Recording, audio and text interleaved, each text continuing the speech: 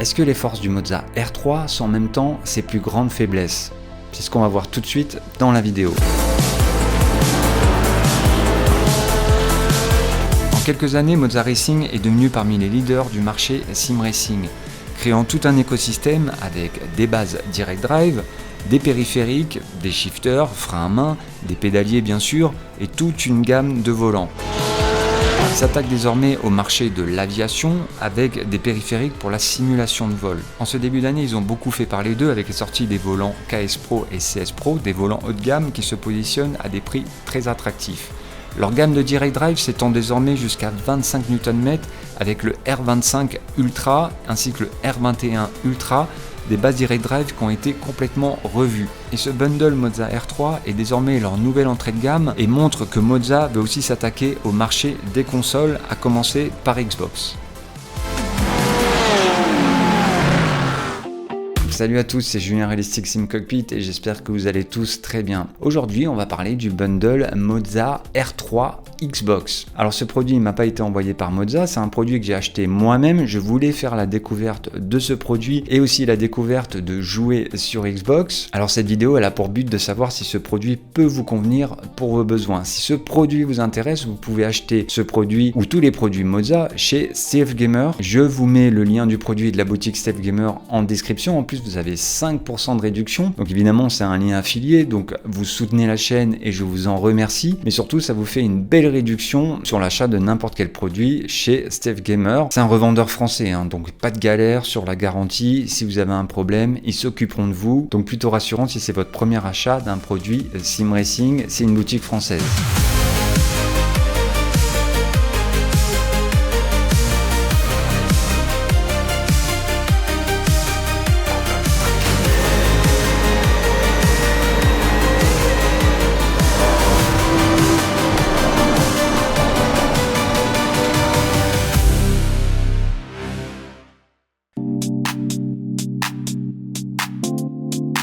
Alors ce bundle de chez Moza, le R3 Xbox, alors il se compose évidemment d'une base direct drive, donc le Moza R3 avec 3,9 Nm de couple en pic, et c'est une base direct drive, donc il n'y a pas de courroie, c'est ce qui en fait un aspect très compact, avec une finition très sympa en aluminium, évidemment le quick release de type Energy qu'on retrouve sur des voitures de course réelles, très solide, très pratique, qui va vous permettre de brancher plusieurs types de volants de chez Moza. On parlera de la base un petit peu plus en détail juste après. Il se compose également de ce volant ES Xbox, donc une version revisitée du ES qu'on retrouvait dans le bundle R5, mais c'est une version Xbox. Donc gardez en tête que c'est ce volant qui va assurer la compatibilité Xbox, vu qu'il contient une puce qui va permettre le décodage de sécurité de Xbox. Donc gardez ça en tête si avant tout c'est une compatibilité Xbox qui vous intéresse. Et également le pédalier SRP Lite, donc c'est le même pédalier qu'on trouvait dans le bundle R5, donc un simple pédalier sans lot de sel. Donc évidemment, si vous allez jouer sur PC, vous allez pouvoir brancher n'importe quel pédalier qui sera branché en USB.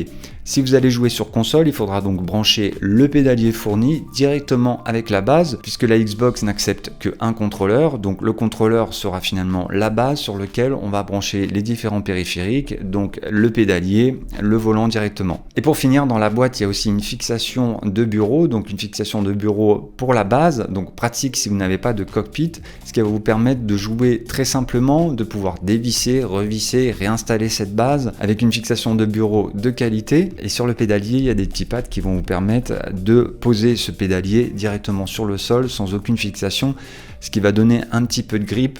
Alors ça fonctionnera pas dans tous les cas de figure, mais ça va vous éviter d'avoir le pédalier contre un mur et de pouvoir jouer sur votre bureau dans les meilleures conditions avec votre écran devant vous. Ça c'est pour jouer sur PC d'ailleurs, tout comme sur console. Et donc on va parler du prix, donc sans doute le point fort de tout cet ensemble, vu que c'est un tarif de 300 €. 299, 329, ça dépendra des revendeurs. Je vous mets le lien de chez Safe Gamer. Donc 300 € pour une base direct drive pour lequel on peut changer le volant avec un quick release d'une qualité incroyable, un volant plastique de 28 cm qui fait le boulot quand même, même si c'est quand même bien en plastique, plus un pédalier, donc certes pas low sell, mais quand même évolutif et éventuellement évolutif avec un mode, à ce tarif-là, on est sans doute sur le bundle Direct Drive le moins cher du marché. Le problème, c'est que c'est aussi le moins puissant du marché. Donc on verra dans la suite de cette vidéo si cette puissance de 3,9 Nm va être un petit peu juste ou conviendra à nos besoins et conviendra surtout à vos besoins.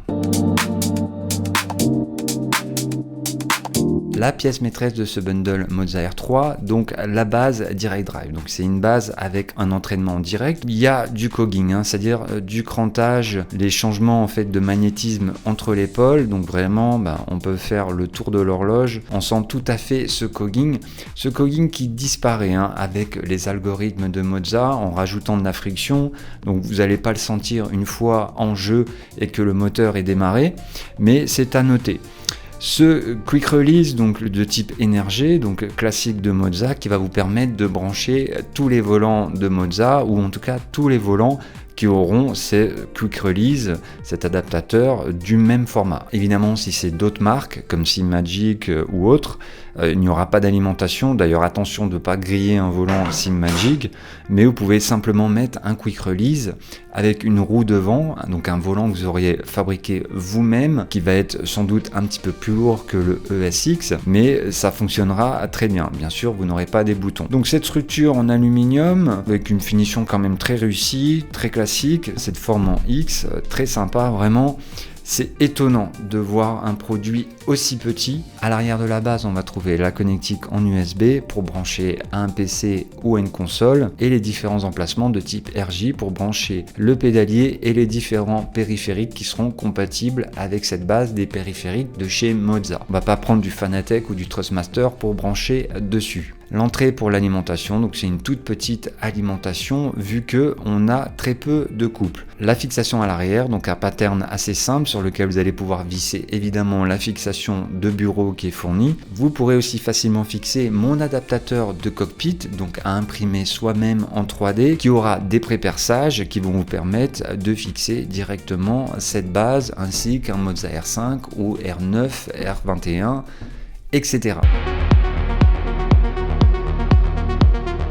Le volant ESX, donc le volant qui va assurer la compatibilité Xbox. C'est un volant que vous allez pouvoir brancher sur n'importe quelle base et ça va donc donner la compatibilité Xbox. Ce volant, vous pouvez l'acheter séparément. Le pédalier aussi, donc vous pourrez prendre même un M-Booster de chez Moza ou le CRP2 qui sera donc relié directement à la base que vous aurez choisie et vous aurez donc une compatibilité Xbox. Donc ce volant, c'est une base du volant ES, sauf que les grips sont en plastique. On a aussi une forme légèrement plus en D. Il est donc entièrement en plastique avec des boutons très console, normal.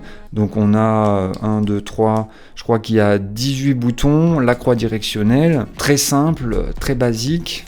Très léger aussi, il aurait pu être plus léger et c'est justement un des petits points faibles on va dire de cet ensemble, vu que le quick release qui doit bien peser 400 grammes, donc le beau quick release 55 mm de diamètre de chez Moza, bien qu'il soit petit, c'est-à-dire qu'il y a des quick release plus gros, il pèse quand même son poids et va donner un ensemble un petit peu lourd, ce qui fait que ça va compliquer la vie de cette petite base de 3,9 Nm en couple, vu que le poids combiné au couple va donner quand même une force qui risque d'être réduite et peut-être qu'une fixation en plastique aurait fait une économie de poids et ce qui aurait donné donc un petit peu plus de force, mais ça on verra dans la partie test. On a des palettes qui sont même pas magnétiques, voilà le bruit, donc un bruit quand même assez fort, assez gênant. On a l'impression que on sait jamais trop quand on enclenche, il faut un petit peu de jeu on va dire, donc un ensemble plastique et puis une bande LED RPM qui est vraiment héritée de l'ES normal, donc on connaît un petit peu, vous avez sûrement vu d'autres vidéos à ce sujet là, ça fait le job. Évidemment on retrouve le bouton Xbox dans le cas où on joue sur Xbox, de manière à contrôler entièrement votre console. Parmi toutes les propositions pour modifier ce volant, j'ai remarqué ce mode de AC-Lift qu'ils appellent le Ace Morph ES, qui est prévu pour rendre le volant ES ou la version ESX complètement modulaire. C'est assez incroyable ce qu'ils ont fait. On va déjà pouvoir agrandir la taille du volant, mais aussi complètement la transformer en GT ou Formule 1. C'est carrément réussi, super modulaire pour un prix vraiment intéressant. Le pédalier SRP Lite. Donc un pédalier sans lot de sel. Donc pour le brancher, on voit qu'il y a les connecteurs RJ ici. Donc il arrive déjà monté, donc ça c'est plutôt cool. On va pouvoir déplacer sur la plaque comme on veut, donc là c'est vraiment écarté au maximum. Si jamais vous achetez l'embrayage additionnel, qui est vraiment une pédale qui est identique, vous allez pouvoir y mettre l'embrayage. Donc on est vraiment sur quelque chose de très simple, c'est des ressorts avec un capteur magnétique. Donc on va appuyer, ça va mettre une petite pression et on aura une position qui va être donnée par le capteur magnétique. Donc aucune résistance, aucune précision par un capteur de pression. Tout va se faire finalement sur une mémoire, on va dire plutôt musculaire, de la position de son talon et de la pression qu'on va mettre. Donc il y a un petit problème de constance par rapport à ça, mais avec un petit peu d'habitude, on peut avoir un petit peu de performance. En termes d'ajustabilité, on va pouvoir déplacer la hauteur des deux plaques qui permettent de poser son pied. Donc très classique, c'est le SRP Lite sur lequel il existe un mode de freinage qui va rajouter un ressort et un élastomère. Ce sera pas du tout un capteur lot de sel. Il existe ceci dit un mode non officiel qui permet de rajouter un lot de sel, donc après c'est quand même ça rajoute quand même des petits câbles, c'est pas l'idéal. On a une possibilité de fixer sur le châssis en passant par cette vis là et une vis à l'arrière. Donc évidemment à ce tarif là c'est le strict minimum, mais pour le coup c'est quand même bien pensé, c'est quand même adapté à des grands pieds, en tout cas adaptable à des grands pieds. J'ai vu quand même un petit peu moins bien en termes de qualité, là on est quand même full métal, là où chez d'autres marques ça va être du plastique, voire full plastique. Là, on est quand même plutôt bien. Évidemment, il n'y a pas de repose-talon.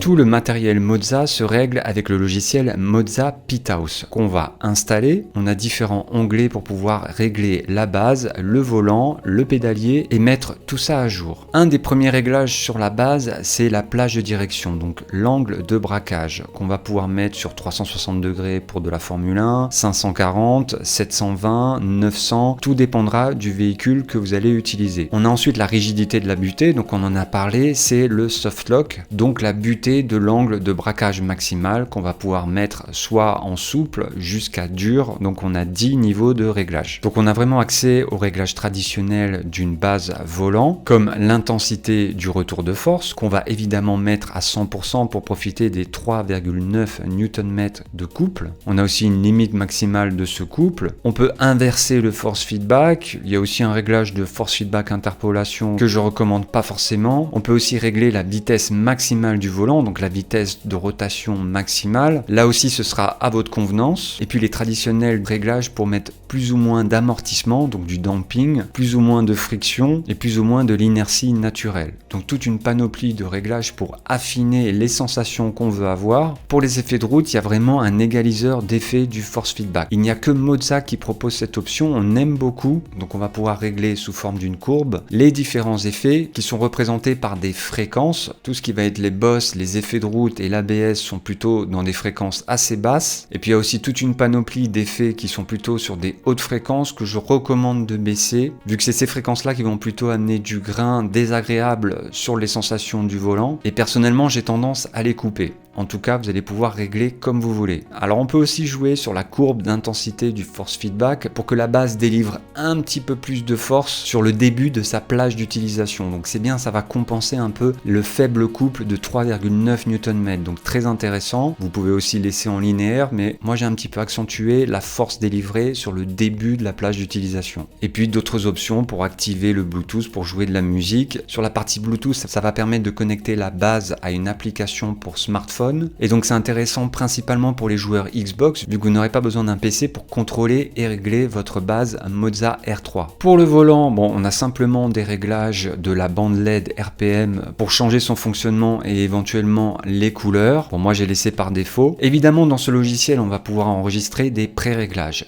des presets. Donc un réglage de la base, du volant et du pédalier en fonction du jeu, en fonction même de la voiture avec laquelle vous allez jouer, qui peut même, c'est une nouveauté maintenant, se lancer automatiquement quand vous allez lancer le jeu. Donc ça c'est très cool. L'onglet pédalier nous sert à régler le SRP Lite. Donc évidemment c'est utile pour la calibration initiale qu'il faudra faire au moment de l'installation, mais surtout vous allez pouvoir, comme je l'ai fait, décaler la plage d'utilisation minimum sur le frein pour que la courbe commence un petit peu plus tard. Comme ça, si vous avez légèrement le pied sur le frein, ça ne va pas le déclencher. Étant donné qu'on ne peut pas faire de réglage mécanique sur ce pédalier, vous allez aussi pouvoir déterminer le niveau de freinage maximal qui vous convient, et donc vous pourrez atteindre 100% de freinage sans forcément avoir atteint la butée mécanique de cette pédale. Idem pour l'accélérateur. Alors l'application pour smartphone de Moza, dedans vous allez retrouver la base et tous les périphériques, donc c'est finalement une duplication de Moza Pithouse, mais qui a l'avantage de ne pas avoir besoin d'un PC avec Moza Pithouse installé pour contrôler votre base. Donc il y a exactement les mêmes réglages, que ce soit la limite d'angle, la force, tout ce qui est amortissement, friction et lancer donc des presets en fonction de votre jeu. Donc c'est l'idéal si vous passez par exemple de Forza Motorsport à Assetto Corsa Competition ou d'autres jeux de course disponible donc sur Xbox. Et uniquement sur Xbox, ce ne sera pas compatible avec PlayStation. Et si jamais vous avez craqué votre compte bancaire et que vous avez pris une Moza M-Booster en pédale de frein ou en pédalier complet, vous allez pouvoir également le régler directement avec cette application, et surtout ce pédalier M-Booster sera compatible et détecté normalement par votre console Xbox.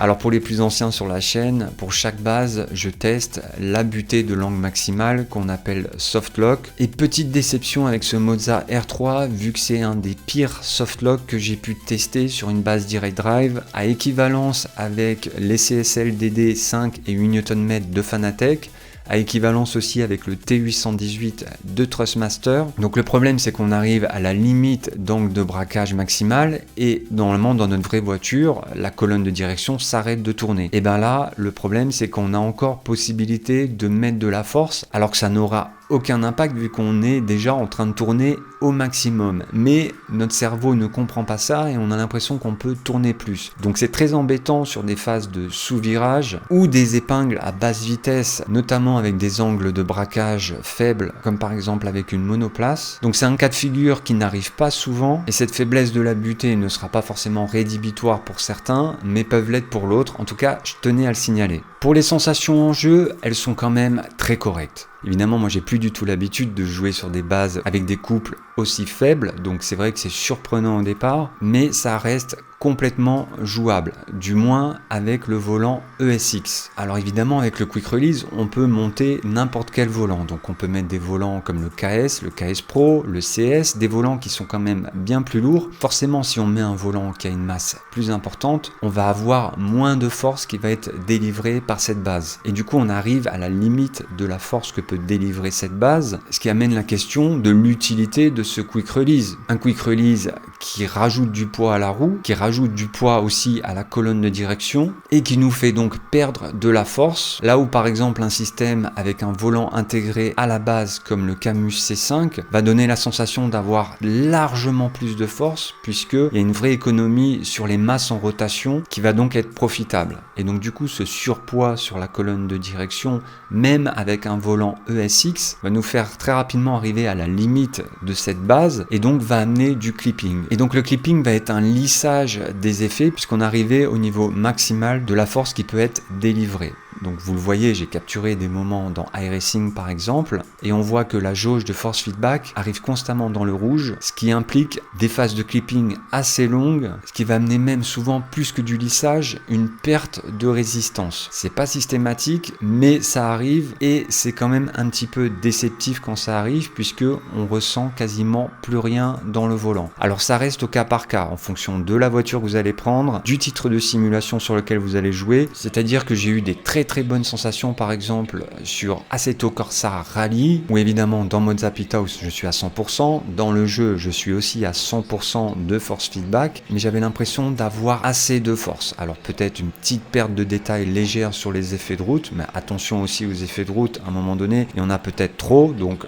c'est pas plus mal. Donc globalement une bonne expérience avec un clipping qui est peu gênant. J'ai passé beaucoup de temps et j'ai pris pas mal de plaisir, surtout que j'ai pu y installer une roue ronde de 35 cm, donc assez réaliste. Évidemment on perd les boutons, on perd les palettes de passage de rapport, donc il faut bien avoir un shifter, donc une boîte de vitesse pour passer les vitesses, mais du coup on a un volant réaliste monté sur un simple quick release qui vaut 50-60 € de la marque Moza. Vous pourriez même les trouver moins chers sur AliExpress vu que c'est un quick release de type Energy qu'on appelle D1 Spec, compatible Moza, compatible Simagic et d'autres marques que vous pouvez retrouver à un tarif plus bas chez des revendeurs tiers. Et vraiment cet ensemble était très correct pour jouer sur des écrans, pour jouer avec des casques VR, mais évidemment vous ne pourrez pas jouer sur Xbox avec ce volant fait maison, il faudra bien utiliser le volant ESX, c'est ce volant qui assurera la compatibilité Xbox et qui fera que tout ce matériel sera détecté par la console Xbox. Donc c'était la première fois que je jouais sur une Xbox série X à Forza Motorsport que je découvrais. Alors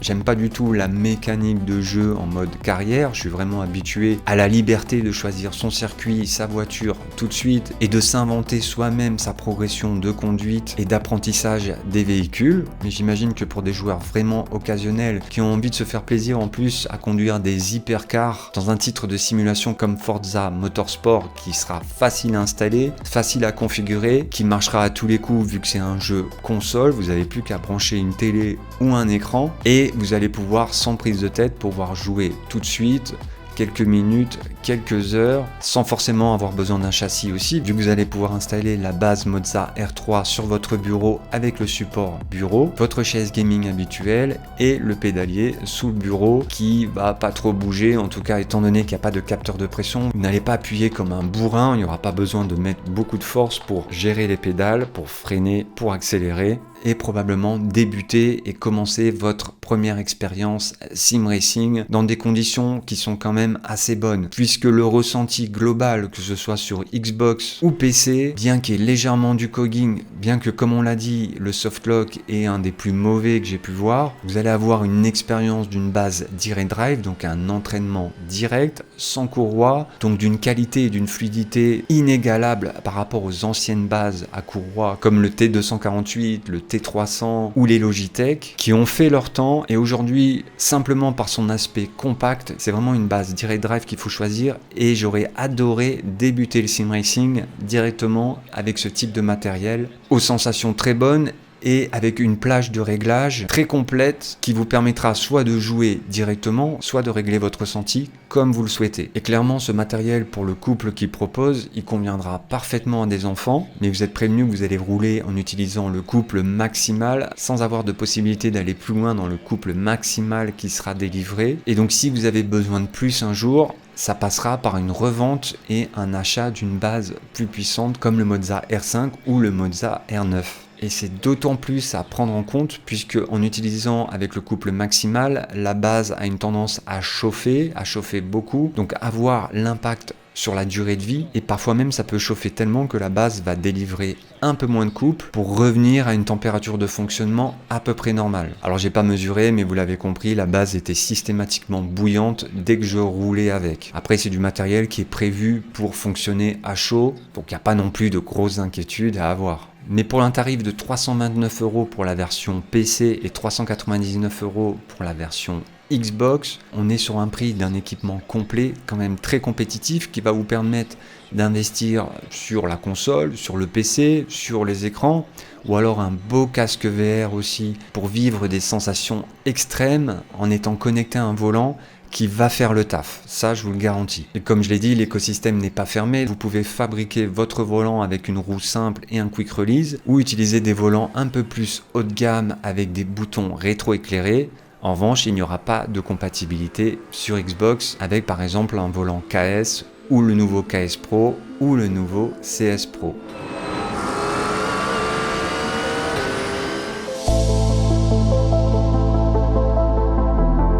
Voilà, c'est tout pour ce test du bundle Moza R3. J'espère que la vidéo vous aura été utile, qu'elle vous aura aidé pour savoir si ce bundle est fait pour vous ou peut-être pour vos proches, et surtout si c'est un bon rapport qualité-prix. Un premier bundle, une première base pour démarrer dans le sim racing, ou peut-être une upgrade par rapport à du matériel à courroie comme les T300 ou les G29 de chez Logitech. En tout cas, j'ai pris beaucoup de plaisir à tester ce matériel. Donc si vous avez aimé la vidéo, n'oubliez pas le petit like, l'abonnement et la cloche pour ne rien louper des prochaines vidéos. Donc il y aura encore plein de tests. On va partager la passion du sim racing, la passion de la simulation, donc aviation aussi, de la VR, des tests de matériel, des partages de projets do it yourself, bref, tout un tas de contenu. Donc je vous dis à très vite. C'était Julien, Realistic Sim Cockpit. Allez, salut!